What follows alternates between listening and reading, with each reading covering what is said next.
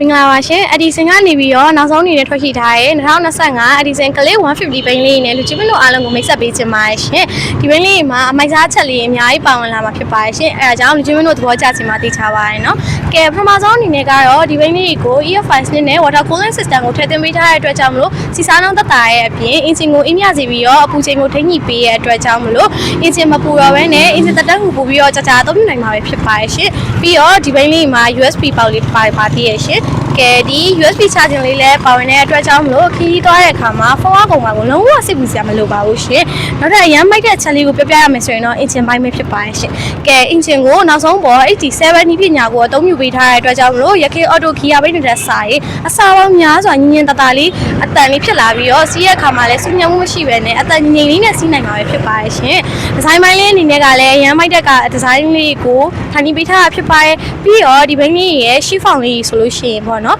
ရှီဖောင်လေးမှာတော့ telescopic ဖောင်လေးကိုအသုံးပြုပေးထားတဲ့အတွက်ကြောင့်မလို့ဆိုင်ငယ်ကိုထိန်းချရလွယ်ကူစေပြီးတော့ချိုးကွေမှာလည်းလိုအပ်သလို control လုပ်နိုင်မှာဖြစ်ပါတယ်ရှင်နောက်ဖောင်လေးအနေနဲ့ကကြတော့ပေါ့နော် spring ဖောင်လေးကိုအသုံးပြုပေးထားတဲ့အတွက်ကြောင့်မလို့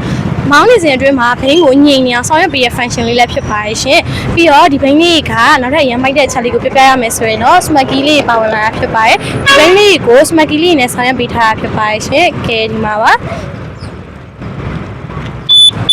ကဲဒီမှာနော်ထိုင်ခွက်လေးအနေနဲ့ကလည်း digital ထိုင်ခွက်လေးကိုအသုံးပြုပေးထားတာဖြစ်တဲ့အတွက်ကြောင့်အရန်ကို smart ကြပြီးတော့မိမိုက်နေရပါပဲရှင်